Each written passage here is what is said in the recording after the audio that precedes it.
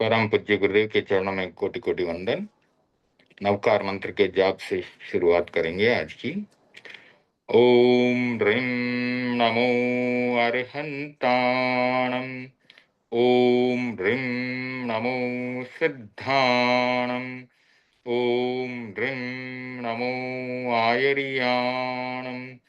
ओम ह्रीं नमो वज्रायाणम्। ओम ह्रीं नमो लोये सब्बसाहूणम्। ओम ह्रीं नमो अरिहंताणम्। ओम ह्रीं नमो सिद्धाणम्।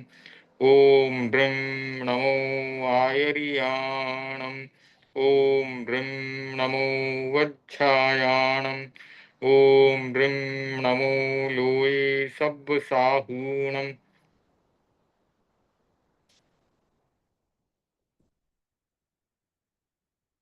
ओम ह्रीं नमो अरिहंताणम्।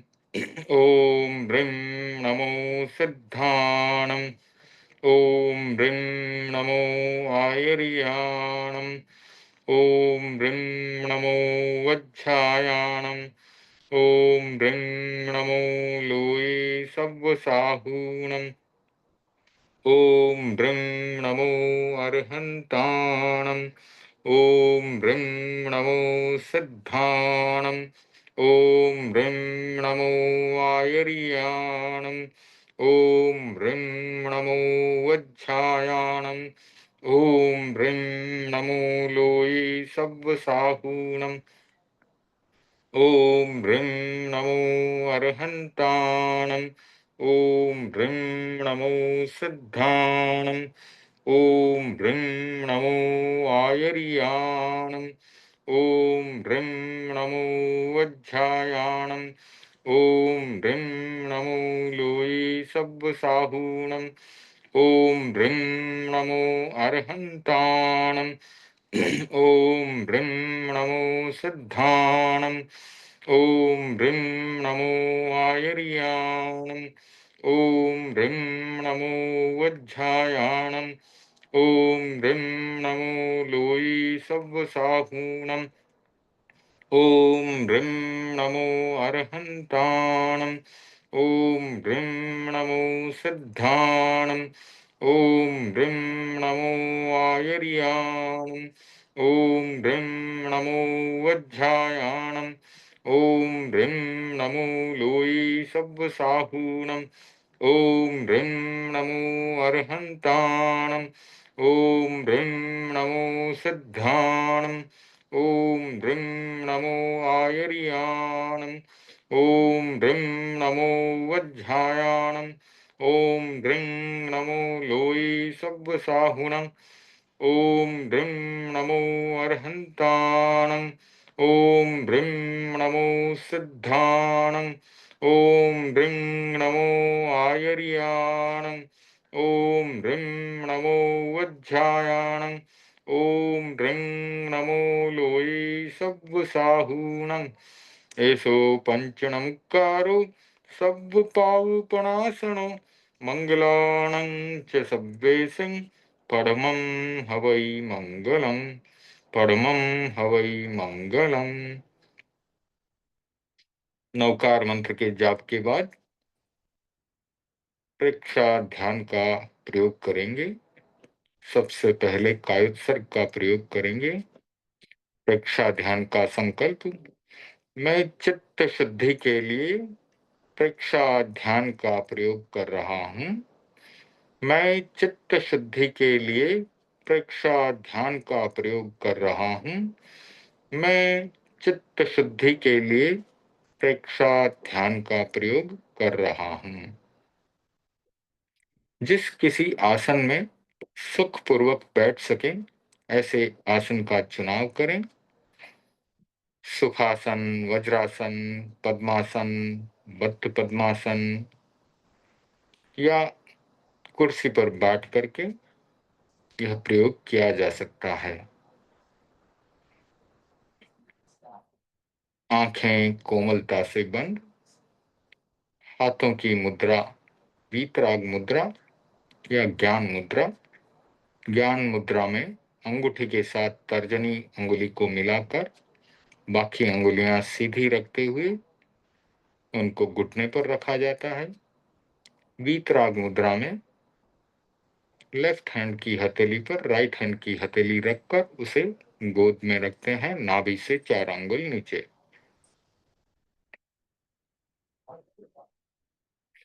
शरीर की हड्डी और गर्दन सीधी रहे। शरीर को ढीला छोड़ें। पायत्सर्ग का संकल्प। तस्य उत्तरीकरणेन पायच्छित्करणेन विसोहीकरणेन विसल्लीकरणेन पावाणं कम्माणं निगायन ठाय ठामि कौसगम। शरीर की पकड़ को ढीला छोड़ें।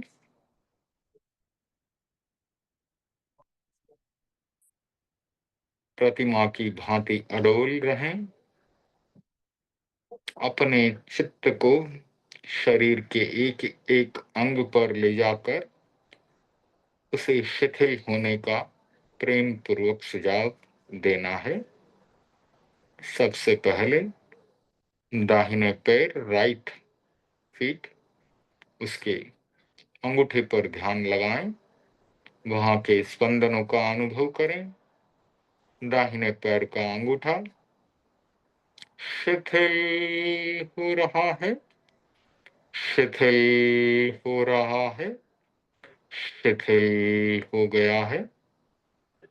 दाहिने पैर की अंगुलियां तलुआ, पंजा, एड़ी सब शिथिल हो रहे हैं, शिथिल हो रहे हैं, शिथिल हो गए हैं। दाहिने पैर की पिंडली, घुटना शिथिल हो रहे हैं, शिथिल हो रहे हैं, शिथिल हो गए हैं। दाहिने पैर की पिंडली, घुटने के ऊपर का भाग, कमर तक का भाग शिथिल हो रहा है, शिथिल हो रहा है, शिथिल हो गया है। बाएं पैर के अंगूठे पर ध्यान लगाएंगे, लेफ्ट फुट इसका थंब शिथिल हो रहा है, शिथिल हो रहा है, शिथिल हो गया है। बाएं पैर की अंगुलियां तलुआ, पंजा, एड़ी, टखना सब शिथिल हो रहे हैं, शिथिल हो रहे हैं, शिथिल हो गए हैं। बाएं पैर की पिंडली, घुटना शिथिल हो रहा है, शिथिल हो रहा है, शिथिल हो गया है।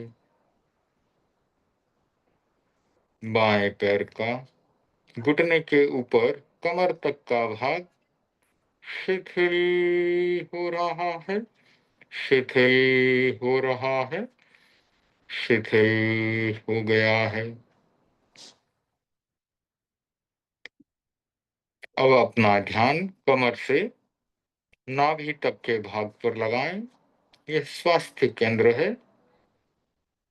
इसके भीतर छोटी आंत, बड़ी आंत, यकृत, प्लीहा, एड्रिनल ग्लैंड्स, गोनाड्स सब शिथिल हो रहे हैं। पूरा स्वास्थ्य केंद्र जो है शिथिल हो रहा है, शिथिल हो गया है। अब नाभि का भाग तेजस केंद्र है, वह शिथिल हो रहा है, शिथिल हो रहा है, शिथिल हो गया है। नाभि के ऊपर पसलियां, हृदय जहां आनंद केंद्र है, दोनों फेफड़े, फेफड़े के छोटे छोटे भाग एल्वियोली तक सब शिथिल हो रहे हैं, शिथिल हो रहे हैं, शिथिल हो गए हैं। आगे का पूरा हिस्सा कंधे तक शिथिल हो रहा है, शिथिल हो गया है। पीठ के ऊपर ध्यान लगाएंगे, रीढ़ की हड्डी का अंतिम भाग जहां शक्ति केंद्र है, शक्ति केंद्र शिथिल हो रहा है, शिथिल हो गया है। रीढ़ की हड्डी, उससे जुड़ा हुआ स्नायु संस्थान, पीठ का पूरा भाग कंधे तक शिथिल हो रहा है, शिथिल हो रहा है, शिथिल हो गया है। दोनों कंधे शिथिल हो रहे हैं, शिथिल हो गए हैं। अब अपना ध्यान राइट हैंड पर लगाएंगे, दाहिना हाथ, उसका अंगूठा शिथिल हो रहा है, शिथिल हो रहा है, शिथिल हो गया है। दाहिने हाथ का अंगुलियां, पंजा, हथेली, कलाई सब शिथिल हो रहे हैं, शिथिल हो रहे हैं, शिथिल हो गए हैं। दाहिने हाथ का कलाई से कोहनी तक का भाग शिथिल हो रहा है, शिथिल हो गया है। दाहिने हाथ का कलाई से लेकर कंधे तक का भाग शिथिल हो रहा है, शिथिल हो गया है।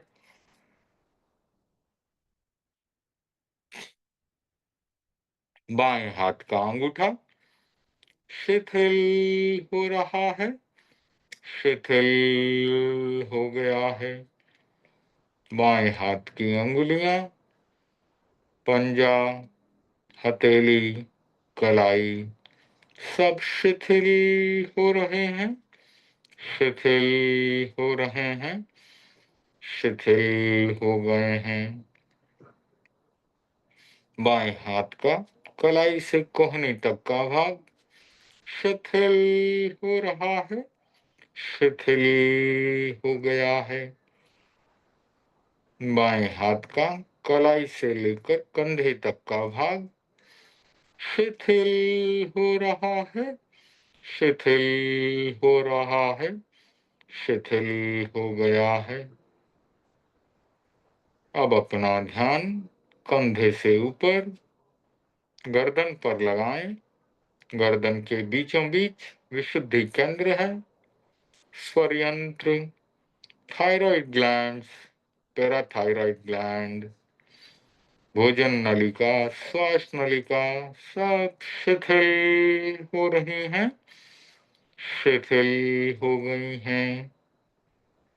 अब अपना ध्यान गर्दन के ऊपर ठुड्डी पर लगाएं। ठुड्डी, दोनों गाल, दोनों होठ, दंत पंक्ति, जिह्वा जहां पर ब्रह्म केंद्र है, तालू का भाग सब शिथिल हो रहे हैं, शिथिल हो रहे हैं, शिथिल हो गए हैं। होठों के ऊपर नासिका छिद्र, नाक का अग्रभाग जहाँ की प्राण केंद्र है, नासिका पूरी, दोनों कान जहाँ प्रमाद केंद्र है, उसके ऊपर भ्रकुटी, दोनों आंखें, दोनों आंखों के बीच में चक्षुष केंद्र, दोनों भ्रकुटियों के बीच में दर्शन केंद्र सब शिथिल हो रहे हैं, शिथिल हो रहे हैं, शिथिल हो गए हैं। ललाट का पूरा भाग, ललाट के बीचों बीच ज्योति केंद्र, मस्तिष्क का भाग हाइपोथैलेमस, चोटी का भाग ज्ञान केंद्र, मस्तिष्क के बीचों बीच शांति केंद्र, पिट्यूटरी और पीनियल ग्लैंड्स सब शिथिल हो रहे हैं, शिथिल हो रहे हैं, शिथिल हो गए हैं।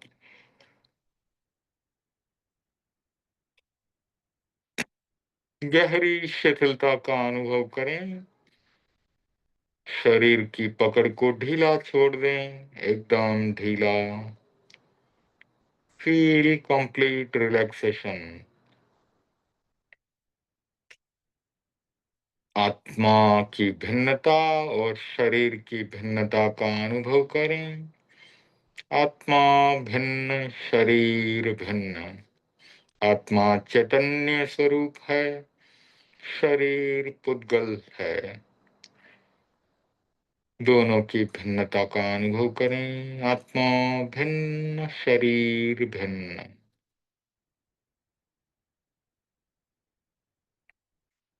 शरीर के अंगों को देखते देखते हमने आत्मा तक पहुंचने का प्रयास किया।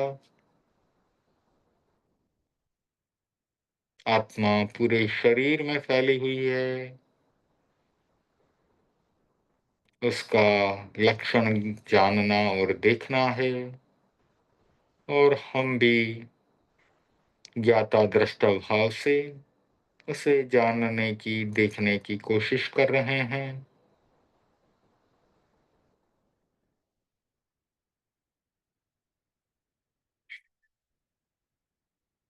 आयत्सर्ग के प्रयोग के बाद अब हम अंतर यात्रा का प्रयोग करेंगे। अंतर यात्रा में ज्ञान केंद्र से एक खाली बाल्टी चोटी के भाग से श्वास लेते हुए रीढ़ की हड्डी में से होते हुए नीचे जाती है, और रीढ़ की हड्डी के अंतिम भाग शक्ति केंद्र से शक्तियों को इकट्ठा कर श्वास छोड़ते हुए रीढ़ की हड्डी में से होते हुए ऊपर उठाते हैं शक्तियों को, और फिर से चोटी के भाग पर उसे लाकर खाली कर देते हैं।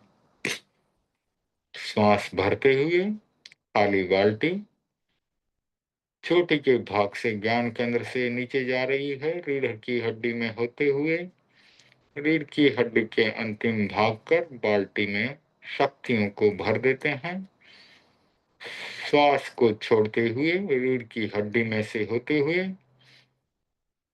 ऊपर उठाएं बाल्टी को और ज्ञान केंद्र पर चोटी के भाग पर ले जाकर उसे खाली कर दें। श्वास भरते हुए फिर से ज्ञान केंद्र से खाली बाल्टी नीचे जा रही है, रीढ़ की हड्डी के अंतिम भाग से शक्ति केंद्र से शक्तियों को इकट्ठा कर बाल्टी में भरें और उसे ऊपर उठाएं, रीढ़ की हड्डी में से होते हुए उसे ज्ञान केंद्र पर लाएं। श्वास छोड़ते हुए उसे खाली कर दें ज्ञान केंद्र पर।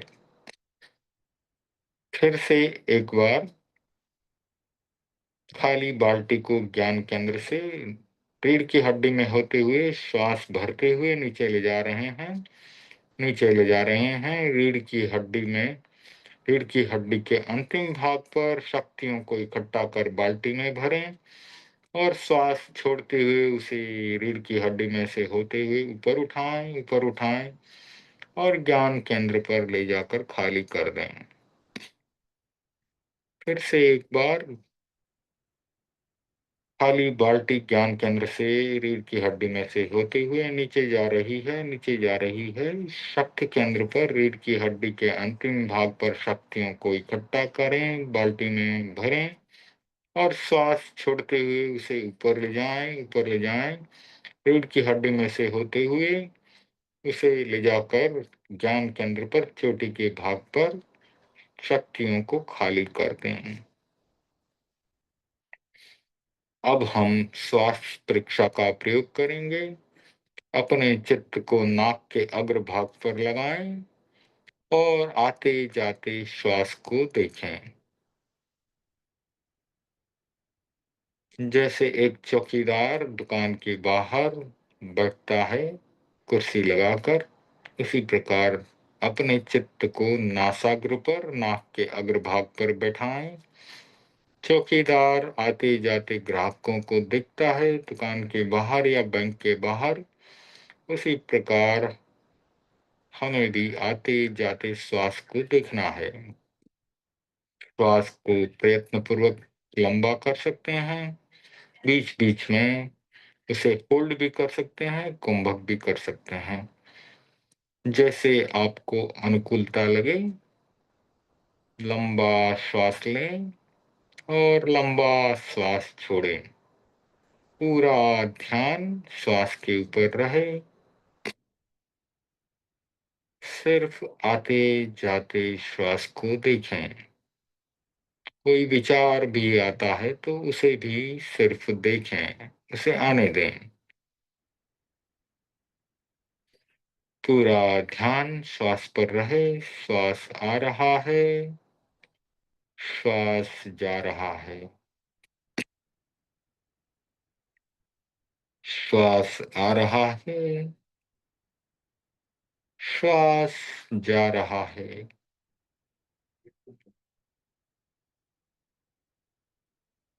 सिर्फ आते जाते श्वास को देखें।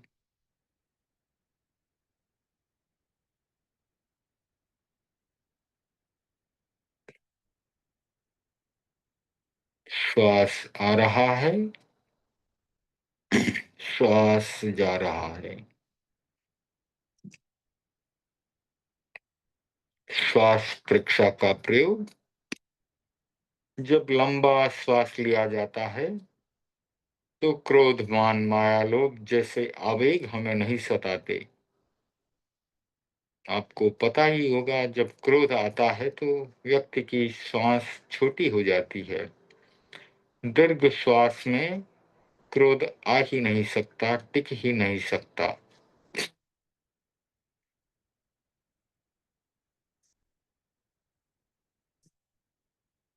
इसीलिए हम लंबा श्वास लेने का प्रयास करते हैं और श्वास पर ध्यान लगाते हैं, जो कि एक न्यूट्रल, निष्पक्ष आलंबन है। उस पर किसी को राग नहीं है, द्वेष नहीं है। लंबा श्वास आ रहा है, लंबा श्वास जा रहा है।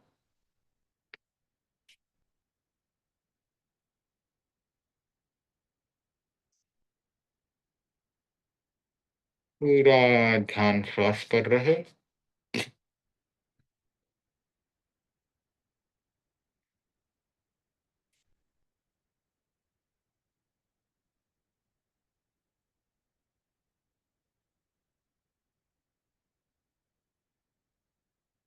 श्वास परीक्षा के बाद अब हम अपना ध्यान ज्योति केंद्र पर लगाएंगे, ललाट के बीचों बीच, जहां पर तिलक किया जाता है। वहां अपने चित्त को ले जाएं और वहां पर पूर्णमासी के चांद की श्वेत किरणें पड़ रही हैं, ऐसा सोचते हुए श्वेत रंग का वहां पर ध्यान करें। पूर्णमासी के, शरद पूर्णिमा के बड़े चांद की शीतल किरणें, श्वेत किरणें हमारे ललाट के बीचों बीच गिर रही हैं, पूरे ललाट पर फैल रही हैं, पूरे शरीर के चारों तरफ भी फैल रही हैं। यह सफेद रंग का ध्यान जीवन में शांति, सहिष्णुता, समता का विकास करता है, सरलता का विकास करता है। इसीलिए श्वेत रंग का ध्यान करते हैं। शुक्ल ध्यान तक पहुंचने का अभ्यास करते हैं।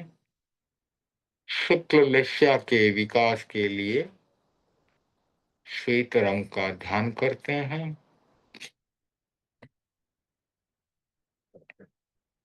हम भी शुक्ल ध्यान को प्राप्त करें, शुक्ल लिस्या में रहें।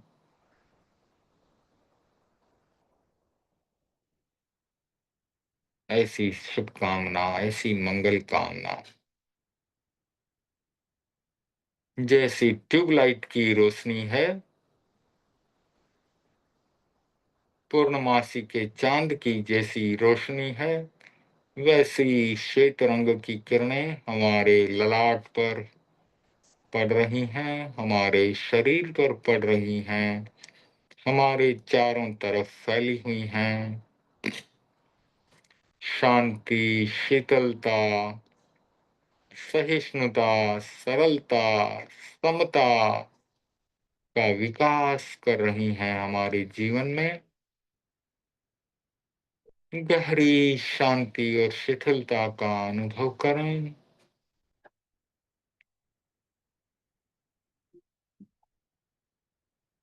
समता का अनुभव करें।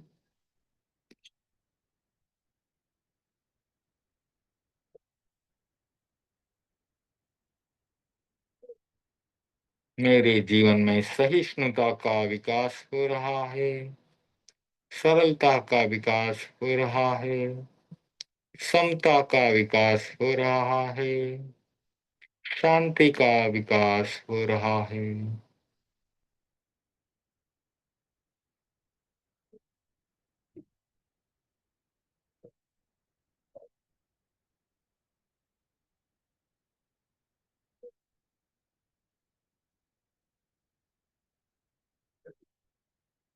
पूर्णमासी के चांद की श्वेत धवल रश्मियां मेरे ललाट पर गिर रही हैं, चारों तरफ फैल रही हैं।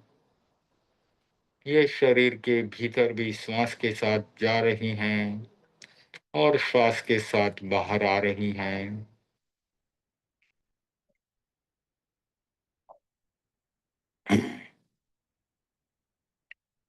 संपिक्खई अपग मप्पयेणम। स्वयं स्वयं को देखें, आत्मा से आत्मा को देखें। संपिक्खई अपग मप्पयेणम। स्वयं स्वयं को देखें, आत्मा से आत्मा को देखें। संपिक्खई अपग मप्पयेणम। स्वयं स्वयं को देखें, आत्मा से आत्मा को देखें। आहम सुविज्जा चरणम पमोक्षम। दुख मुक्ति के लिए विद्या और आचार का अनुशीलन करें। सभी जीव सुखी होना चाहते हैं और सुखी बनने का यह छोटा सा सूत्र, सम्यक ज्ञान की प्राप्ति करें और उस पर सम्यक आचरण करें। आहम सुविज्जा चरणम पमुखम। दुख मुक्ति के लिए विद्या और आचार का अनुशीलन करें।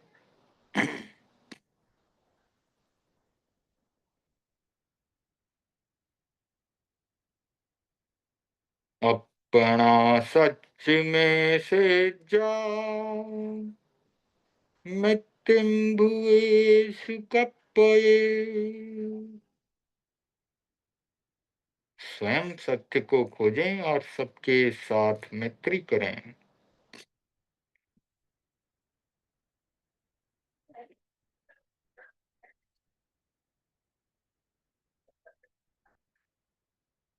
अपना सच में से जाओ, मृत्युम भुवेषु कप्पये।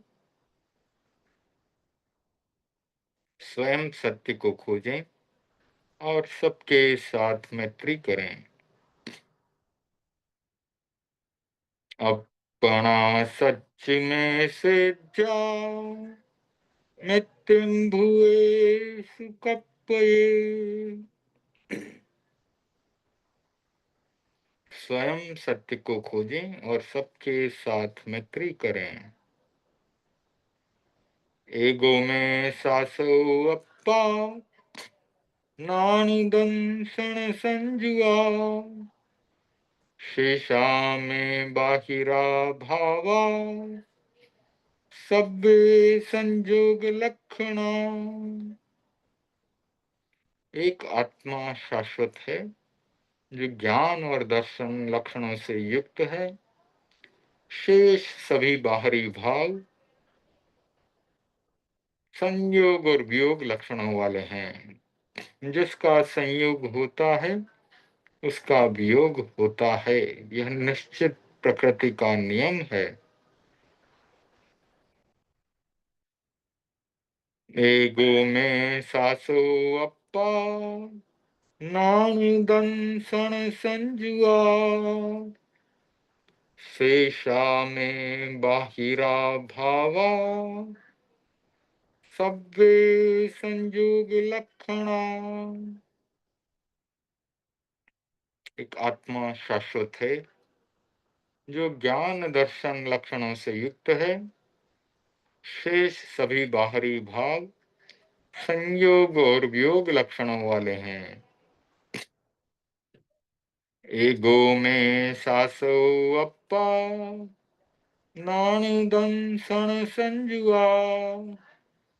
शेषा में बाहिरा भावा, सब्बे संयोग लक्षणा। एक आत्मा शाश्वत है जो ज्ञान दर्शन लक्षणों वाली है। शेष सभी बाहरी भाव संयोग और वियोग लक्षणों वाले हैं।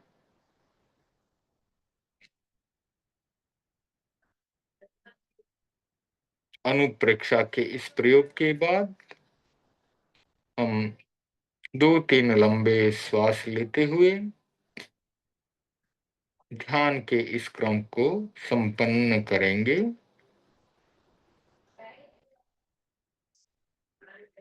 शरण सूत्र का उच्चारण करेंगे। अर्हन्ते शरणं पवज्जामि, सिद्धे शरणं पवज्जामि, साहु शरणं पवज्जामि, केवलीपनत्तं धम्मं शरणं पवज्जामि। अर्हन्ते शरणं पवज्जामि, सिद्धे शरणं पवज्जामि, साहु शरणं पवज्जामि, केवलीपनत्तं धम्मं शरणं पवज्जामि।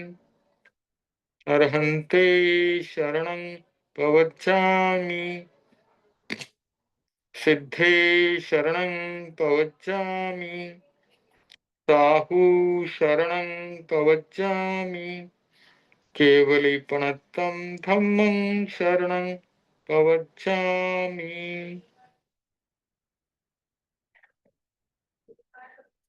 2-3 लंबे सांस लेते हुए धीरे धीरे अपनी आंखें खोल सकते हैं। अब स्वाध्याय का प्रयोग शुरू करेंगे। जीव अजीव पुस्तक से आचार्य श्री महाप्रज्ञ जी की यह पुस्तक। इसमें छठा बोल तात्विक बोल है। छठा बोल है प्राण 10 प्रकार के प्राण बताए गए हैं। श्रोत्रेंद्रिय प्राण, चक्षुरेंद्रिय प्राण, घ्राणेन्द्रिय प्राण, रसनेन्द्रिय प्राण, स्पर्शनेन्द्रिय प्राण, मनोबल प्राण, वचन बल प्राण, काय बल प्राण, श्वासोच्छ्वास प्राण और आयुष्य प्राण। प्राण किसे कहते हैं? प्राण का अर्थ है जीवन जीने की शक्ति। यह जीवनी शक्ति है। इनके संयोग से यह जीव जीवन अवस्था को प्राप्त होता है और इनके वियोग से मरण अवस्था को प्राप्त होता है। उनको प्राण कहा जाता है। प्राण जीवन के बाहरी लक्षण हैं, जीव के बाह्य लक्षण हैं। ये जीव हैं, जीते हैं, ऐसी प्रतीति प्राणों से ही होती है। प्राणों के बिना कोई भी जीवित नहीं रह सकता।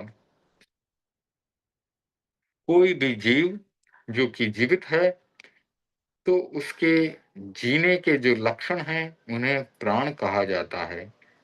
प्राणों की क्रिया होती रहती है, यही संसारी जीव का जीवन है। पांचों ही इंद्रियों की जो ज्ञान करने की शक्ति है, उसे कहते हैं पांच इंद्रिय प्राण। मनन करने की, बोलने और शारीरिक क्रिया करने की शक्ति को क्रमशः मनोबल प्राण, वचन बल प्राण और काय बल प्राण कहते हैं। मनन करने की शक्ति है मनोबल प्राण, बोलने की शक्ति है वचन बल प्राण, और शारीरिक क्रिया जो भी हम करते हैं, चलने फिरने आदि की, वह काय बल प्राण से होती है। बल और प्राण का अर्थ एक ही है। उद्गलों को श्वासोच्छ्वास के रूप में ग्रहण करने और छोड़ने की शक्ति को कहते हैं श्वासोच्छ्वास प्राण। अमुक भाव में अमुक काल तक जीवित रहने की जो शक्ति है, उसे कहते हैं आयुष्य प्राण। अभी हम मनुष्य गति में हैं, और हमारा जो आयुष्य है, जितने समय तक हम इस गति में जीवित रहेंगे, मनुष्य गति में जीवित रहेंगे, वह हमारा इस गति का आयुष्य प्राण है। अब प्रश्न उठता है कि प्राण और पर्याप्ति में क्या भेद है। हमने 5वें बोल में 6 पर्याप्ति के बारे में पढ़ा था। तो उत्तर आता है कि प्राण जीव की शक्ति है, और पर्याप्ति जो है जीव द्वारा ग्रहण किए हुए पुद्गलों की शक्ति है। जीव में भी शक्ति होती है और पुद्गल शक्ति होती है। पर्याप्ति सहकारी कारण है और प्राण इसका कार्य है। आत्मा की जितनी भी मानसिक, वाचिक और कायिक प्रवृत्ति होती है, मन की प्रवृत्ति, वचन की प्रवृत्ति और काया की प्रवृत्ति, वह सब बाह्य द्रव्यापेक्षी होती है, यानी बाहरी द्रव्य पर निर्भर करती है। पुद्गलों की सहायता की उसमें जरूरत होती है। जिस प्रकार से हवाई जहाज आकाश में तभी घूम सकता है जबकि उसे ईंधन यानी कि पेट्रोल आदि बाह्य सामग्री की सहायता मिले। जब उसे ईंधन मिलता है, तब तक ही वह उड़ान भर सकता है। जब उसमें जो ईंधन या ऑयल भरा जाता है, तेल या पेट्रोल जो भी भरा जाता है, वह समाप्त हो जाता है, तो वायुयान को नीचे उतारना पड़ता है। समाप्त होने के पहले ही इसे नीचे उतारना जरूरी है। इसी प्रकार जीव की मन, वचन और शरीर से संबंध रखने वाली कोई भी ऐसी प्रवृत्ति नहीं है जो पुद्गल द्रव्य की सहायता के बिना हो सके। अतः संसार अवस्था में जीव और पुद्गल का घनिष्ठ संबंध रहता है। जीव अदृश्य पदार्थ है और पुद्गल जो है वो दिखाई देता है, वो दृश्य पदार्थ है। इसी कारण कई व्यक्तियों को जीव के अस्तित्व में संदेह हो जाता है। पर उन्हें इतना तो समझ लेना चाहिए कि जो कुछ खाने पीने, चलने फिरने, बोलने आदि की प्रवृत्ति दिखाई देती है, वह क्रिया है। उसका कर्ता अदृश्य जीव है। जीव जब तक शरीर में रहता है, तब तक ही ये क्रियाएं होती है। इन क्रियाओं को संपादन करने वाली शक्ति प्राण या जीवन शक्ति कहलाती है। और इन क्रियाओं के संपादन में जिन पौद्गलिक शक्तियों की सहायता मिलती है, उन्हें पर्याप्ति कहा जाता है। किस किस प्राण को कौन कौन सी पर्याप्ति कारण है, यह एक प्रश्न उठता है। तो उसका उत्तर है, 5 इंद्रिय प्राण का कारण है इंद्रिय पर्याप्तियां। श्रोतेंद्रिय प्राण का कारण है श्रोतेंद्रिय पर्याप्ति, या वो सारा इंद्रिय पर्याप्ति में समाहित कर दिया गया। तो इंद्रिय पर्याप्ति के भीतर श्रोतेंद्रिय प्राण, चक्षुरेंद्रिय प्राण, घ्राणेन्द्रिय प्राण, रसनेन्द्रिय प्राण और स्पर्शनेन्द्रिय प्राण का कारण जो है इंद्रिय पर्याप्ति को बता दिया गया। और इंद्रियां 5 होती हैं, वो कि इंद्रिय पर्याप्ति के ऊपर निर्भर करती हैं, ये हम पढ़ चुके हैं। मनोबल, वचन बल और काय बल का क्रमशः कारण है मन की पर्याप्ति, भाषा की पर्याप्ति और शरीर की पर्याप्ति। मनोबल का कारण है मन पर्याप्ति, वचन बल का कारण है भाषा पर्याप्ति और काय बल का कारण है शरीर पर्याप्ति। श्वासोच्छ्वास प्राण का कारण है श्वासोच्छ्वास पर्याप्ति।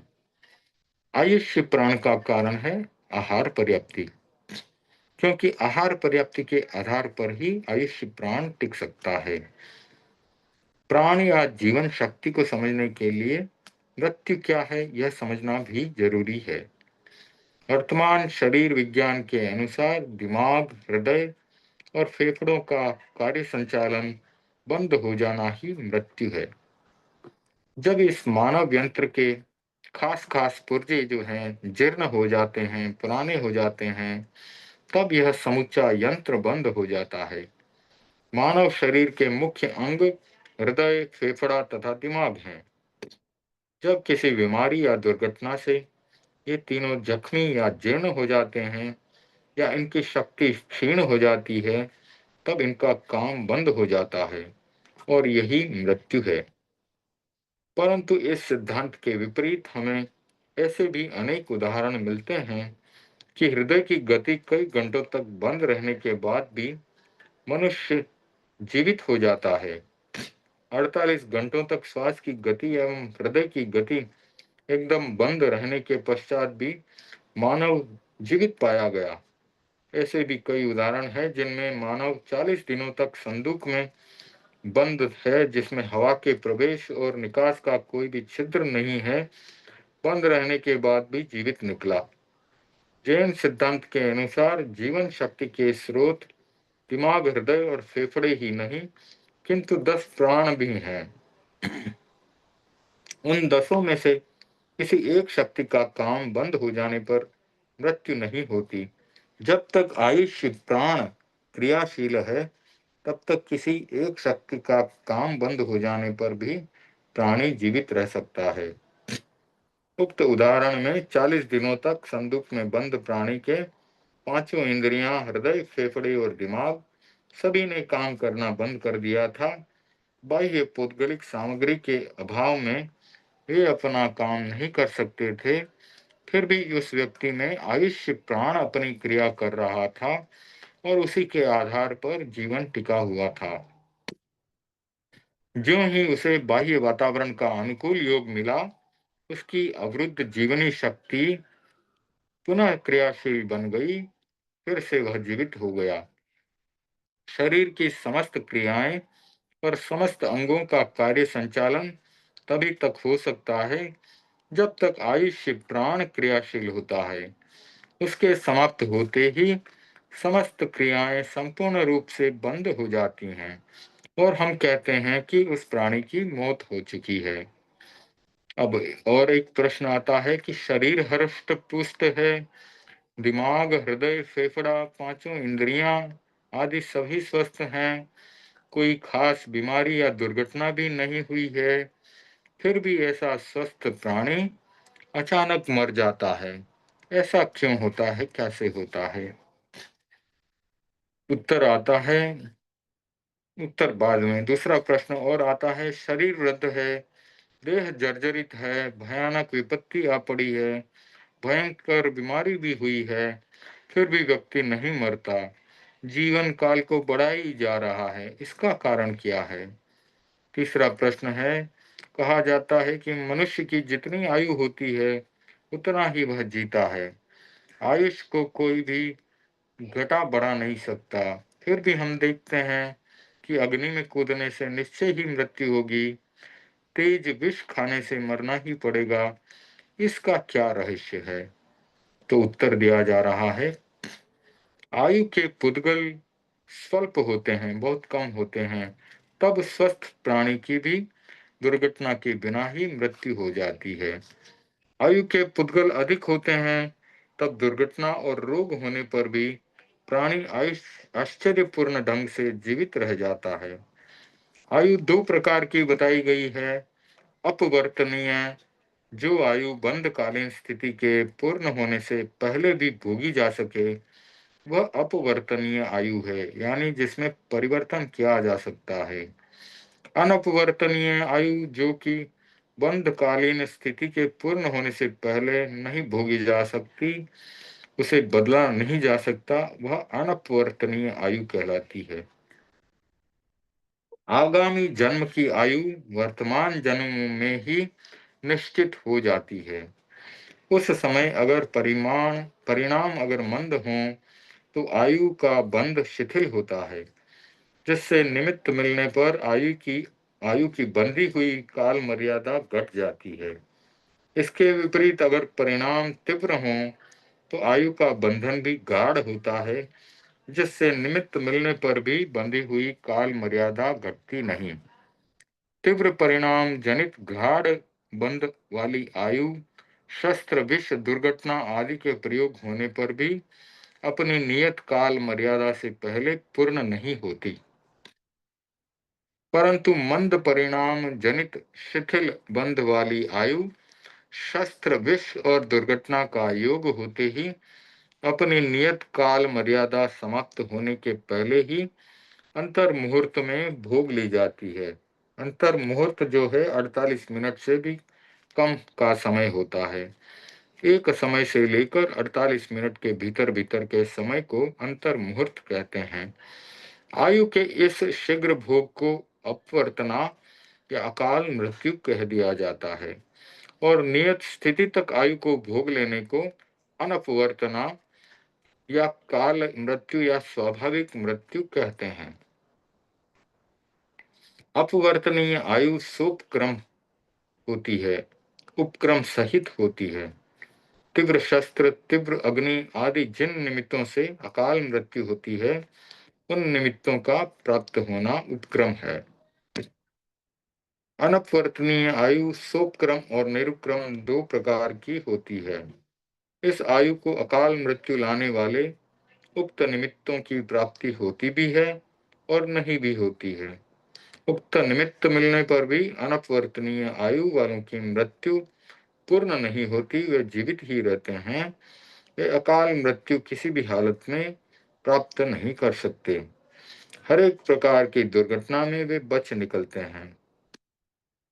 नारक, देव, असंख्यात वर्ष जीवी मनुष्य और तिर्यंच, जिन्हें यौगिक भी कहा जाता है, और असंख्यात वर्ष जीवी मनुष्य और तिर्यंच भी, चर्म शरीरी और त्रिषष्टि सलाका पुरुष भी, जो कि तीर्थंकर, चक्रवर्ती, बलदेव, वासुदेव, प्रतिवासुदेव आदि अनअपवर्तनीय आयु वाले होते हैं, उनकी आयु स्थिति जितनी नियत होती है उतनी ही रहती है। इसके पहले वे किसी भी हालत में मर नहीं सकते। सामान्य मनुष्य और तिर्यंच अपवर्तनीय और अनपवर्तनीय दोनों प्रकार की आयु वाले हो सकते हैं। निमित्त मिलने पर उनकी अकाल मृत्यु भी हो सकती है और निमित्त न मिलने पर अकाल मृत्यु नहीं भी होती है। कर्मवाद के अनुसार इसका स्पष्टीकरण इस प्रकार होगा कि जो आयुष्य कर्म चिरकाल तक भोगा जाने वाला होता है, वह एक साथ जल्दी ही भोग लिया जाता है। उसका कोई भी भाग बिना भोगे तो छूटता नहीं है।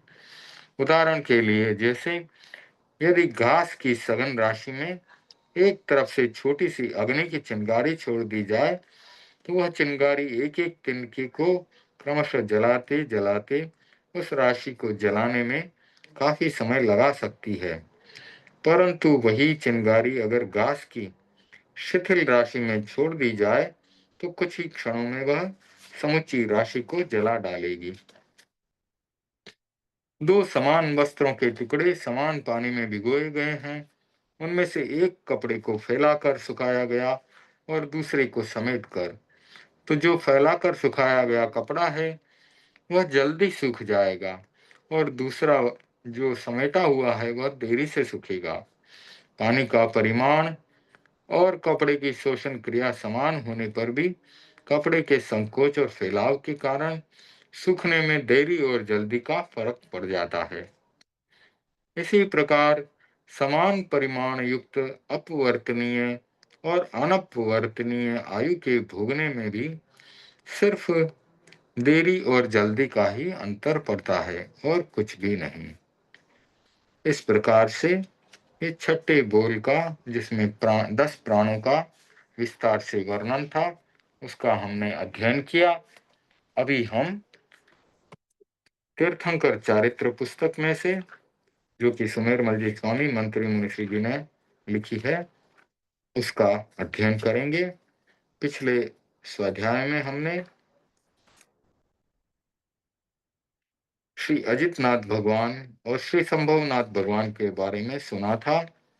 अब हम भगवान श्री अभिनंदन नाथ के बारे में पढ़ते हैं। उनके पूर्व भोग के बारे में शुरुआत करते हैं। जम्बू द्वीप के पूर्व महाविदेय की मंगलावती नामक विजय में रत्न संचया नगरी थी। वहां महाबल नाम का राजा राज्य करता था। महाबल के भव में भगवान अभिनंदन का जीव भौतिकता के प्रति सर्वथा उदासीन रहता था। राज्य सत्ता व युवावस्था का जोश भी उन्हें उन्मत्त नहीं बना सका। पिताजी का सौंपा हुआ दायित्व वे निर्लिप्त भाव से निभाते थे और संयम के लिए अनुकूल अवसर की प्रतीक्षा करते रहते थे। अंत में उनकी संतान गुरुकुल से 72 कलाएं सीखकर जो ही राज्य चलाने योग्य बनी, महाबल राजा ने उन्हें राज्य सौंपकर स्वयं को आचार्य विमल चंद्र के चरणों में संयमी बना लिया। साधना की चिर अभिलाषा राजा के जीवन में साकार हो गई। राजकीय व पारिवारिक बंधनों से मुक्त होकर वे सर्वथा उन्मुक्त बिहारी बन गए। साधना के विविध प्रयोगों के माध्यम से उन्होंने उत्कृष्ट कर्मनिजरा की और तब तीर्थंकर के रूप में अत्युत्तम पुण्य प्रकृति का बंध किया। सुदीर्घ साधना को संपन्न कर वहां से पंडित मरण पर वे विजय नामक अनुत्तर विमान में देव रूप में उत्पन्न हुए। ये अनुत्तर विमान सभी देवलोकों में अनुत्तर ऊपर, सभी देवलोकों के ऊपर 5 विमान हैं। ये सिद्धशिला के नीचे हैं। तो सिद्धशिला और देवलोक ग्रीवयक देवों के ऊपर ये अनुत्तर विमान होते हैं। यहाँ पर विशिष्ट साधना करने वाले जीव ही पहुंच पाते हैं। अब जन्म के बारे में सुनते हैं। देवलोक की 33 सागरोपम की अवधि समाप्त होने के बाद स्वर्ग से उनका च्यवन होता है। भरत क्षेत्र की समृद्ध नगरी अयोध्या में राजा संवर राज्य करते थे। महारानी सिद्धार्था की कुक्षी में वे अवतरित हुए। रात्रि में 14 महास्वप्न देखकर सिद्धार्था जागृत हुई। सम्राट संवर को जगाकर रानी ने अपने स्वप्न सुनाए। प्रसन्न चित्त राजा ने रानी की प्रशंसा करते हुए कहा, हम वास्तव में भाग्यशाली हैं। इन सपनों से लगता है कि हमारा महान वंश अब महानतम बनेगा। कोई पुण्यात्मा तुम्हारी कोख में अवतरित हुई है। निश्चय ही हम क्या समूचा विश्व उससे उपकृत होगा। सवेरे राजा संवर ने स्वप्न पाठकों को बुलाकर स्वप्नों का फल पूछा। स्वप्न पाठकों ने अध्ययन बल व शास्त्र बल से यह घोषणा की कि कोई तीर्थंकर देव महारानी की कुक्षी में अवतरित हुए हैं। गर्भकाल की समाप्ति पर महारानी सिद्धार्था ने माघ शुक्ला द्वितीया की मध्य रात्रि को एक पुत्र रत्न को जन्म दिया। क्षण भर के लिए पूरे लोक में, तीनों लोकों में शांति छा गई। नारकी के जीव भी क्षण भर की शांति से स्तब्ध रह गए। 64 इंद्रों ने भगवान का जन्मोत्सव किया। सम्राट संवर ने जी भरकर उत्सव मनाया। बंदियों को मुक्त कर दिया गया। याचकों को दिल खोलकर दान दिया गया। एक पुण्यवान के जन्म लेने से न जाने कितने व्यक्तियों के भाग्योदय हो जाते हैं। नामकरण संस्कार। सम्राट संवर ने नामकरण महोत्सव का भी बहुत विराट आयोजन किया, जिसमें पारिवारिक लोगों के साथ बड़ी संख्या में नागरिक भी उपस्थित थे। बालक को देखकर सभी कृतकृत्य हो रहे थे। नामकरण के बारे में प्रसंग चलने पर सम्राट संवर ने कहा, पिछले 9 महीनों में जितना आनंद राज्य में रहा, मेरे शासन काल में मैंने ऐसा आनंद पहले नहीं देखा। राज्य में अपराधों में स्वतः कमी आ गई। पारस्परिक विग्रह इन 9 महीनों में कभी सामने आए नहीं। न्यायालय मामलों में न्यायालय मामलों के बिना विश्राम स्थल बन गए हैं, यानी कि जहां पर जजमेंट देना होता है न्यायालयों में, वहां पर केस ही नहीं आ रहे हैं। कोर्ट केस नहीं आने से वे विश्राम स्थल बन गए हैं। पारस्परिक प्रेम का ऐसा अनूठा उदाहरण अन्यत्र कहीं नहीं दिखाई देता है। राज्य के हर व्यक्ति में मानसिक प्रसन्नता छाई हुई है। गुप्तचरों की रिपोर्ट में भी यही प्रकट होता है।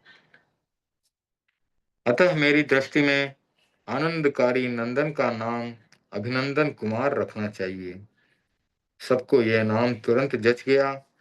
बालक को अभिनंदन कुमार कहकर पुकारा जाने लगा। राजकुमार अभिनंदन ने जब किशोरावस्था पार की, तब सम्राट संवर ने अनेक सुयोग्य कन्याओं के साथ उनका विवाह कर दिया। कुछ समय के बाद आग्रहपूर्वक राजकुमार अभिनंदन का राज्याभिषेक भी कर दिया। राजा संवर स्वयं संसार से विरक्त होकर मुनि बन गए।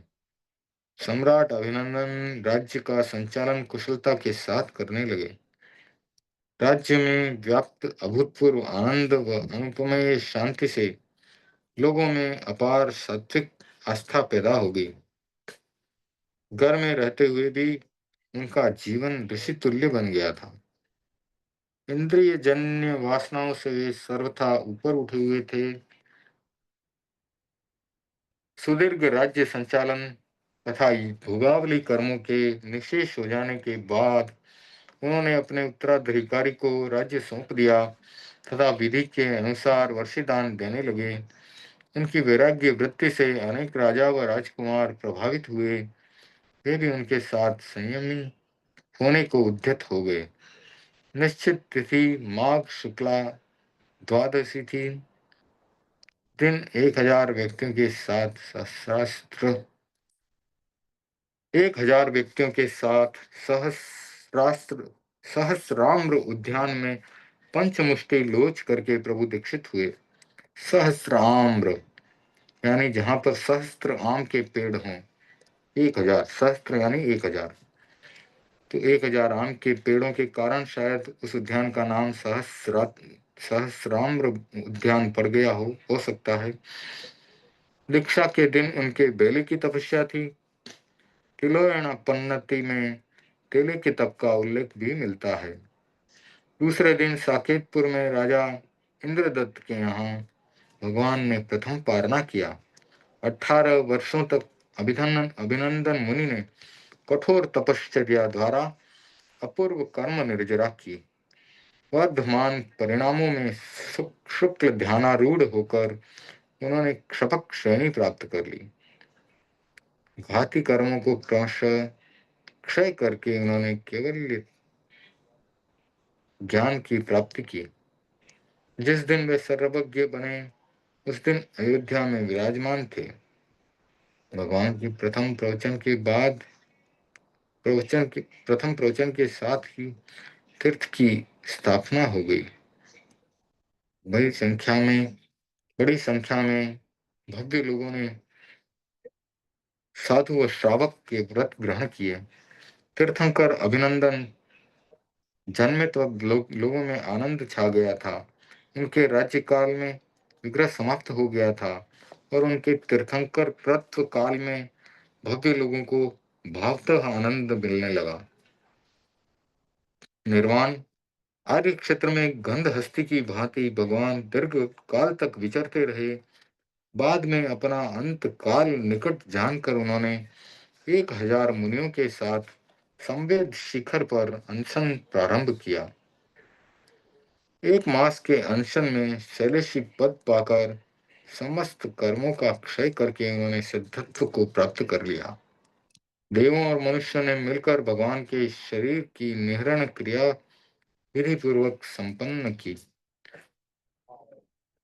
प्रभु के परिवार में 116 गणधर थे, 14,000 केवल ज्ञानी थे, 11,650 मनोहर पर्यज्ञानी थे, 9,800 अवधि ज्ञानी थे, वैक्रिय लब्धिदारी 19,000 थे,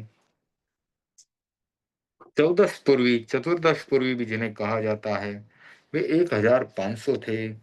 चर्चावादी साधु 11,000 थे। कुल साधुओं की संख्या 3 लाख थी। साथियों की संख्या 6,30,000 थी।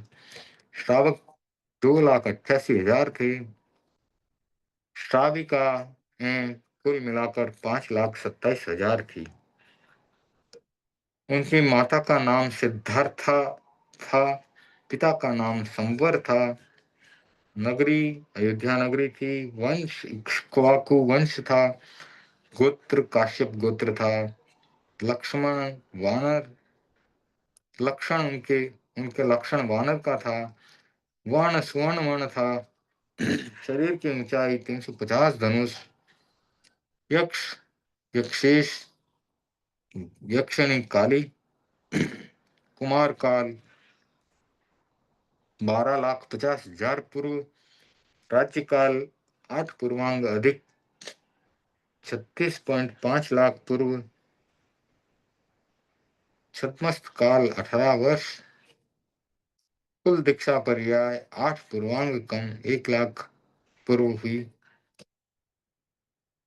आयुष्य 50 लाख पूर्व हुआ। फिर उनके च्यवन आदि के बारे में पढ़ते हैं। भगवान का च्यवन वैशाख शुक्ला चौथ को विजय नामक स्थान में अभिजित नक्षत्र में हुआ। इनका जन्म माघ शुक्ला दूज को अयोध्या में अभिजित नक्षत्र में हुआ। उनकी दीक्षा माघ शुक्ला 12 को अयोध्या नगरी में अभिजित नक्षत्र में हुई। उनको केवल ज्ञान पौष शुक्ला 14 को प्राप्त हुआ अयोध्या नगरी में अभिजित नक्षत्र में। निर्वाण उनका निर्वाण वैशाख शुक्ला 8 को हुआ संवेद शिखर जी पर और पुष्य नक्षत्र में इनका निर्वाण हुआ। अब आगे भगवान श्री सुमति नाथ के बारे में पढ़ते हैं। तीर्थंकर सुमतिनाथ का जीव पूर्व जन्म में जम्बू द्वीप के पूर्व महाविदेय की पुष्करावती विजय के शंखपुर नगर में सम्राट विजयसेन के महल में चिर अभिलषित पुत्र के रूप में पैदा हुआ था। इनसे पहले सम्राट के घर कोई संतान नहीं थी और संतान नहीं होने से महारानी सुदर्शना अत्यधिक चिंतित रहती थी। एक बार वह वन में घूमने गई। वहां उसने एक श्रेष्ठी पत्नी के साथ 8 पुत्र वधुओं को देखा। उसे अपनी रिक्तता और भी खलने लगी। दिल विषाद में डूब गया, दुखी हो गई। महल में आकर सिसकियां भरने लगी। राजा के पूछने पर उसने सारा प्रकरण कह सुनाया। राजा ने कहा, तुम रो मत। मैं तेले की तपस्या करके कुलदेवी की आराधना करके उनसे पूछ लेता हूँ ताकि तुम्हारी जिज्ञासा शांत हो जाए। राजा ने पौषधशाला में 8 तेले का तप संपन्न किया। कुल देवी उपस्थित हुई। राजा ने संतान प्राप्ति के विषय में जिज्ञासा की। देवी ने कहा, तुम्हारे एक पुत्र स्वर्ग से चव कर उत्पन्न होगा। राजा ने यह सुसंवाद रानी को सुनाया कि हमारे पुत्र रत्न होगा। तब चिंता मत करो। तब रानी ने पुत्र प्राप्ति की प्रतीक्षा में दिन बिताने लगी। अब क्रमशः रानी के गर्भ रहा। तथा गर्भकाल पूरा होने पर एक तेजस्वी एवं अत्यधिक रूपवान बालक को उसने जन्म दिया। राजा ने बालक का नाम पुरुष सिंह रखा। बड़े लाड प्यार से बालक का लालन पालन हुआ। एक दिन कुंवर पुरुष सिंह उद्यान में भ्रमण हेतु गया। वहां उसे विजय नंदन आचार्य के दर्शन हुए। कई ग्रंथों में आचार्य का नाम विनयानंद होने का उल्लेख है। आचार्य आचार्य देव से तात्विक विवेचन सुना। कुछ क्षणों के सानिध्य ने ही कुंवर के अंतर नेत्र खोल दिए। अपने हिताहित का भान उसे हो गया। भौतिक उपलब्धियों से कुंवर को विरक्ति हो गई। उभरती युवावस्था में तीव्र विरक्ति से गुरु चरणों में कुंवर दीक्षित हो गए। पुरुष सिंह मुनि बनने के बाद उत्कृष्ट तप और ध्यान में लगे। कर्म निर्जरा के 20 स्थानों की उन्होंने विशेष साधना की। उत्कृष्ट कर्म निर्जरा के द्वारा तीर्थंकर पद की कर्म प्रकृति का बंद किया। आराधना पूर्वक आयुष्य पूर्ण कर वे स्वर्ग में वैजयंत नामक विमान में देव के रूप में पैदा हुए। वैजयंत विमान की भवस्थिति पूर्ण कर भगवान सुमतिनाथ की आत्मा ने अयोध्या सम्राट मेघ की महारानी मंगला की कुक्षी में अवतरण लिया। मंगला ने 14 महास्वप्न देखे। स्वप्न पाठकों ने स्वप्नों के अनुसार घोषित किया कि महारानी की कुक्षी से तीर्थंकर देव जन्म लेंगे। महारानी मंगला स्वप्न फल सुनकर धन्य हो गई। राजा मेघ भी महारानी को अधिक सम्मान देने लगे। गर्भकाल पूरा होने पर बैशाख शुक्ला अष्टमी की मध्य रात्रि में प्रभु का जन्म हुआ। 64 इंद्रों ने मिलकर उनका पवित्र जन्मोत्सव किया। महाराज महाराज मेघ ने जन्मोत्सव में याचकों को जी भर दान दिया। दीन दुखियों को गरीबों को दान दिया। सारे राज्य में पुत्र जन्म पर राजकीय उत्सव मनाया गया। नामकरण नामकरण के अवसर पर राजा ने विशाल आयोजन किया। शहर के हर वर्ग के लोग आयोजन में उपस्थित थे। नाम के बारे में चर्चा चलने पर कई सुझाव आए और राजा मेघ ने कहा कि जब यह बालक गर्भ में था तब महारानी की बौद्धिक क्षमता असाधारण रूप से बढ़ गई थी। महारानी समस्याओं का सुलझाव तत्काल एवं अप्रतिहत रूप से किया करती थी।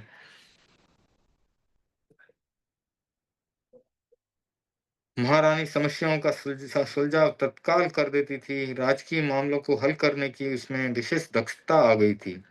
इसी क्रम में महाराजा मेघ ने एक घटना का उल्लेख करते हुए कहा, कुछ महीनों पहले मेरे सामने एक ऐसा विवाद उपस्थित हुआ जिसका निर्णय करना मेरे लिए कठिन हो गया था।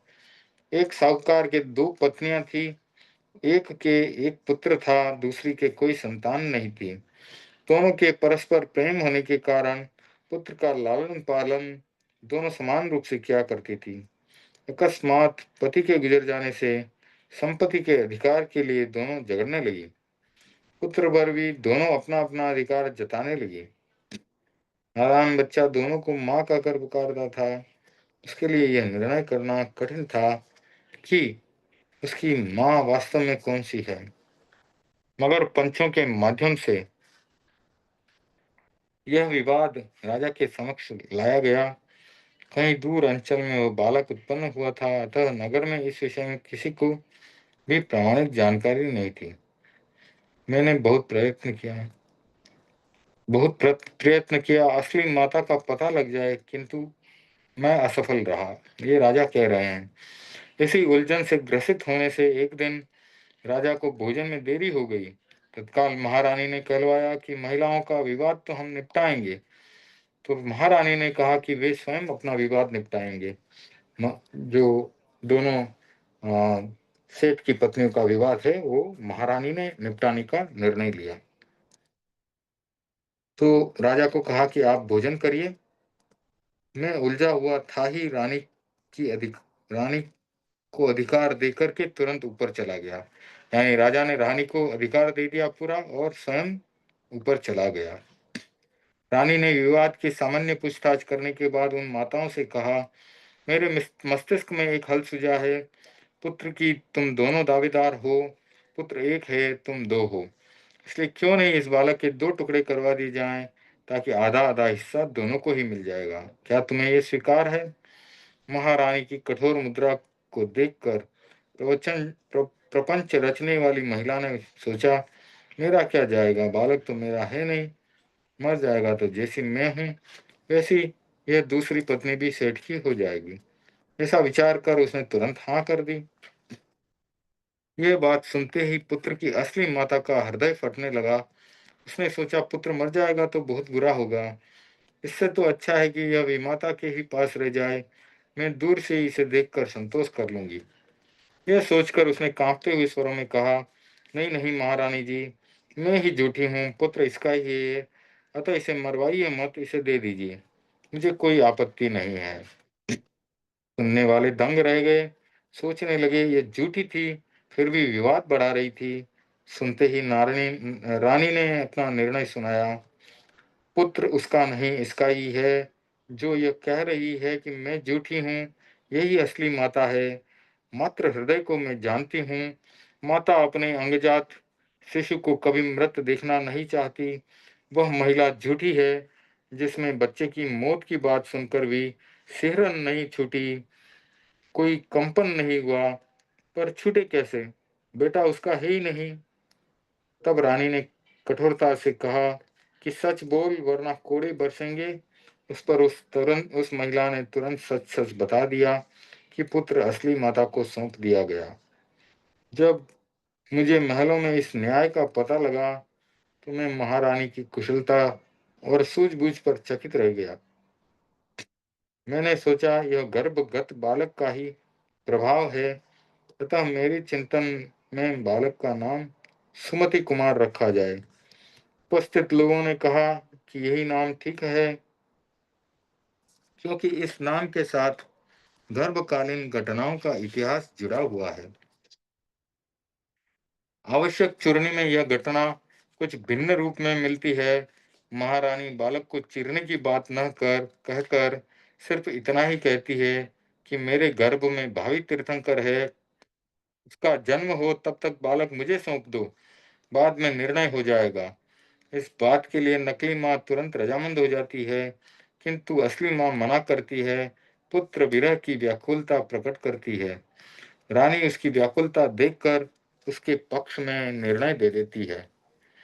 विवाह और राज्य के बारे में अब सुनते हैं। राजकुमार सुमति ने ज्यों ही युवावस्था में प्रवेश किया, महाराज मेघ ने अनेक सुयोग्य समवयस्क कन्याओं से उनका विवाह कर दिया। भोगावली कर्मों के उदय से वे पंचेंद्रीय सुखों का उपभोग करने लगे।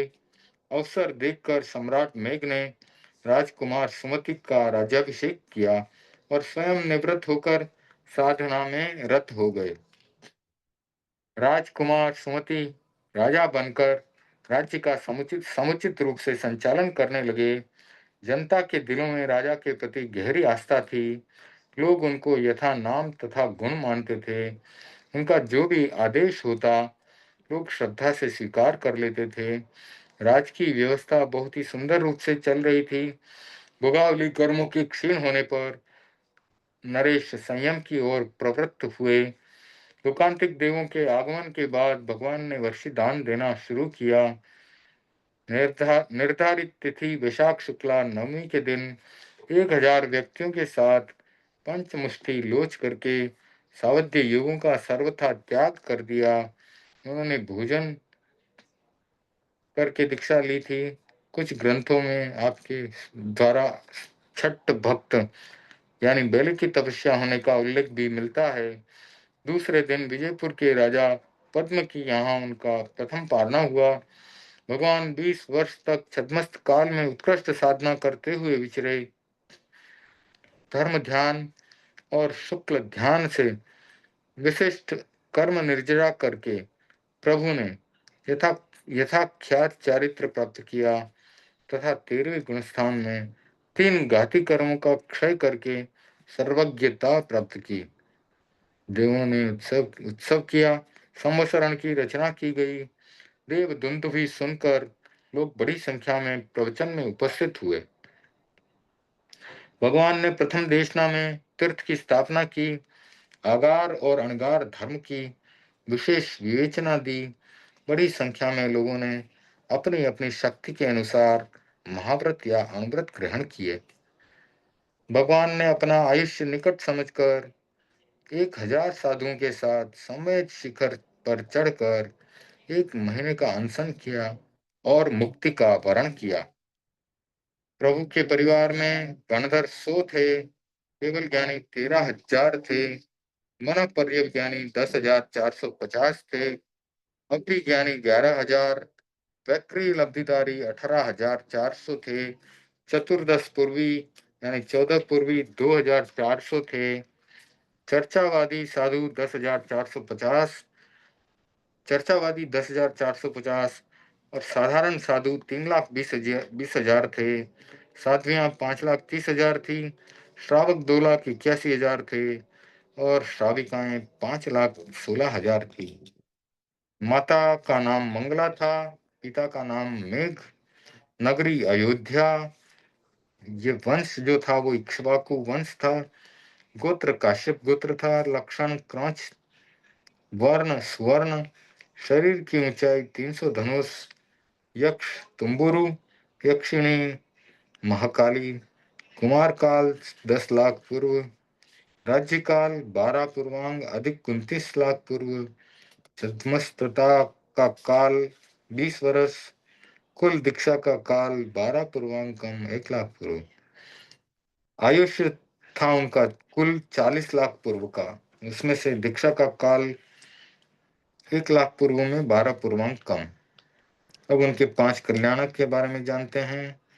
च्यवन सावन शुक्ला दूज को वैजयंत विमान में, नक्षत्र मघा नक्षत्र, जन्म उनका वैशाख शुक्ला अष्टमी को अयोध्या में हुआ और मघा नक्षत्र था।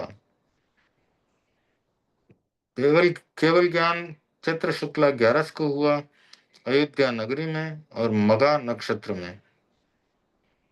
निर्वाण उनका चैत्र शुक्ला नवमी को हुआ, समय शिखर पर चढ़े और पुनर्वसु नक्षत्र में केवल ज्ञान की प्राप्ति की। इस प्रकार हमने सुमतिनाथ भगवान के बारे में पढ़ा। अब आगे भगवान श्री पद्म प्रभु के बारे में पढ़ते हैं। उनके पूर्व भोग की जानकारी है। धात की खंड द्वीप के पूर्व महाविदेह की वत्स विजय में सुसीमा नाम की नगरी थी। वहां अपराजित नामक राजा राज्य करते थे। अपराजित सम्राट का पद पाकर भी संत हृदय थे। वासना उन पर कभी हावी नहीं हुई, वे ही सदा वासना पर हावी रहे। राज्य के बड़े बूढ़े लोग प्राय यही कहते थे कि हमारे सम्राट में भोगों की दृष्टि से कभी तारुण्य नहीं आया। वे हमेशा एक लक्ष्यबद्ध मनस्वी की भांति रहे, कभी उनमें यौवन का उन्माद नहीं देखा गया। सचमुच सम्राट विरक्त हृदयी थे। उनके राज्य संचालन की प्रक्रिया तो दायित्व का निर्वाह करना मात्र था। उन्हें राजमहल से मानो कोई लगाव ही नहीं था। सब कुछ पाकर भी वे उसे छोड़ने की ताक में रहते थे। अवसर पाकर पिहिताश्रव अनगार के पास उन्होंने अनिकेत धर्म को ग्रहण किया तथा बाह्य जगत से सर्वथा निवृत्त होकर आंतरिक साधना में लीन बन गए। तीर्थंकर गोत्रबंध के 20 कारणों की उन्होंने विशेष उपासना की। कर्मों की महान निर्जरा करके तीर्थंकर गोत्र का बंध किया। अंत में अनशन पूर्वक समाधि पूर्वक प्राण छोड़कर वे 90 ग्रैवेक में देव रूप में उत्पन्न हुए। यानी कुल 9 ग्रैवेक विमान हैं, उनमें से अंतिम ग्रैवेक विमान में वे उत्पन्न हुए। जन्म 31 सागरोपम की पूर्ण आयु भोग कर वे जम्बू द्वीप के भरत क्षेत्र में अवतरित हुए। कौशाम्बी नगरी के राजमहल में राजा धर की महारानी सुसीमा की पवित्र कुक्षी में आए। अर्ध सुषुप्त अवस्था में महारानी सुसीमा ने 14 स्वप्न देखे। स्वप्न फल जान लेने के बाद समूचे राज्य में प्रसव की उत्सुकता से प्रतीक्षा की जाने लगी। फिर कार्तिक कृष्णा द्वादशी की मध्य रात्रि में गर्भकाल पूरा होने पर निर्विघ्नता से भगवान का जन्म हुआ। उनका जन्म होने में माता को कोई पीड़ा नहीं हुई। देवों के बाद नागरिकों सहित राजा ने पुत्र जन्म का उत्सव किया। 11 दिनों तक राजकीय उत्सव भी मनाया गया। नामकरण के प्रसंग में राजा धर ने बताया कि यह बालक जब गर्भ में था तब कि इसकी माता को पद्मों की सैया पर सोने का दोहत उत्पन्न हुआ। इसलिए बालक के शरीर की प्रभा भी पद्म जैसी है।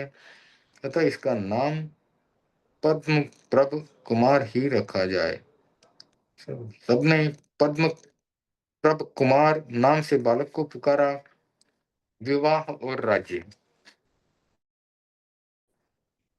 बाल्यावस्था से जब पद्म प्रभ कुमार युवक हुए तब राजा धर ने सुयोग्य राज्य कन्याओं के साथ उनका विवाह तथा कुछ वर्षों पश्चात योग्य समझकर पद्मप्रभ का राज्याभिषेक कर दिया। राजपाट उनको सौंप दिया।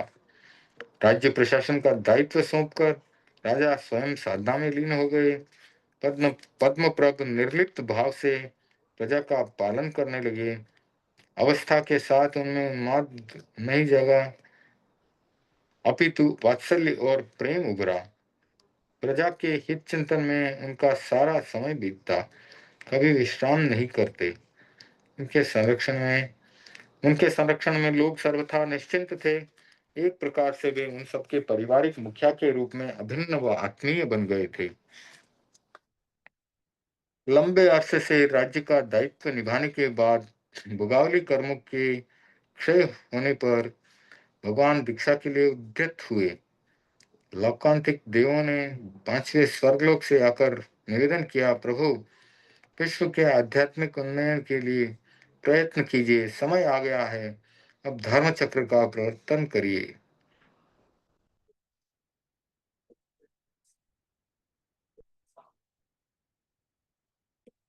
तो आगे पढ़ते हैं। लोकांतिक देवों ने जब उनको निवेदन किया तो भगवान पद्मप्रभ ने अपने उत्तराधिकारी को राज्य सौंप दिया, वर्षिदान दिया। भगवान के वर्षिदान से आर्य क्षेत्र में हलचल मच गई। पद्मप्रभ से अन्य सहस्रों लोग परिचित थे। प्रभु के वैराग्य भाव ने उन सहस्त्रों लोगों को भी विरक्त बना दिया। निश्चित तिथि कार्तिक कृष्णा 13 के दिन हजारों हजारों व्यक्ति बाहर से आ गए। नगर के बाहर 1000 व्यक्ति तो भगवान के साथ प्रव्रजित होने को कटिबद्ध थे। सब अपने अपने घरों से तैयार होकर आए थे। भगवान के दीक्षा महोत्सव में आर्य जनपदों के नागरिकों के साथ बड़ी संख्या में देवता एवं 64 इंद्र एकत्रित हुए। भगवान सुख पालिका में बैठकर उद्यान में आए, आभूषण उतारे, पंचमुष्टि लुंचन किया। 1000 व्यक्तियों के साथ उन्होंने श्रमण धर्म स्वीकार किया। दीक्षा के दिन प्रभु की चौविहार बेली का तप था। दूसरे दिन ब्रह्म स्तर के राजा सोमदेवी के वहां उनका पारना हुआ। देवों ने तत्काल पंचद्रव्य सर बरसाकर दान की महिमा का बखान किया। दीक्षा के बाद मन वचन और शरीर से सर्वथा एकाग्र होकर वे ध्यान और तपस्या में लग गए। 6 महीनों से ही उन्होंने कर्म प्रकृतियों का क्षय करते हुए शपथ श्रेणी ली और यथाख्यात चारित्र पाकर घाती कर्मों का क्षय करके सर्वज्ञता प्राप्त कर ली। देवों ने मिलकर उत्सव किया, संवत्सरण की रचना की। भगवान ने अध्यात्म का आलोक प्रसारित किया। उनके भव्य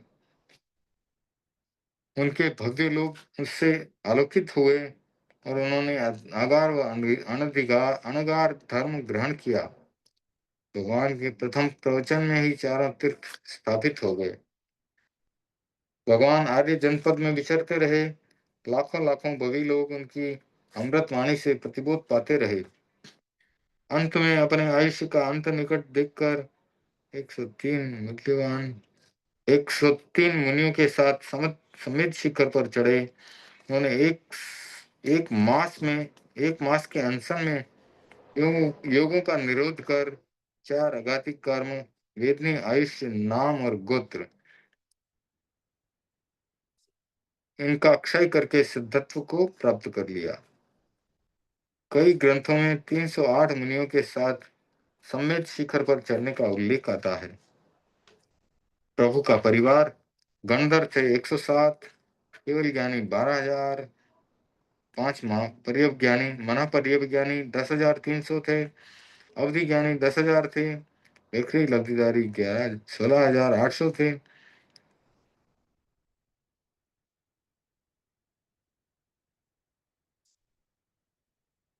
हाँ, तो भगवान आर्य जनपद में विचरते रहे तो हम पढ़ रहे थे प्रभु के परिवार के बारे में।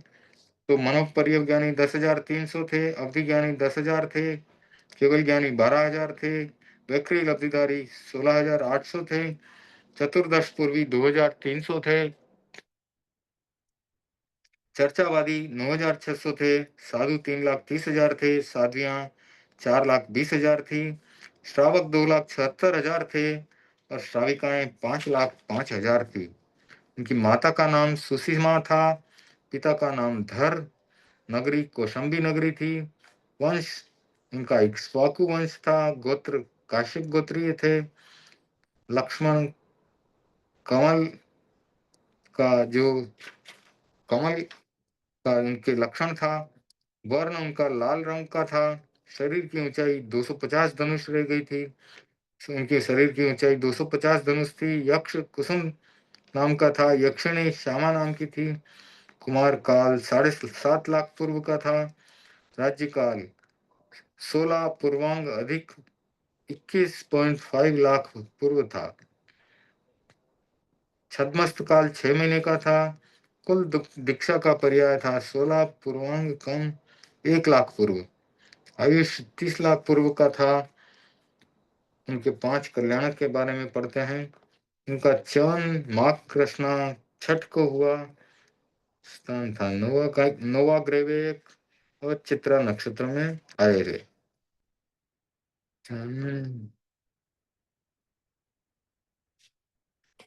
तो 5 कल्याणक के बारे में हम पढ़ रहे थे।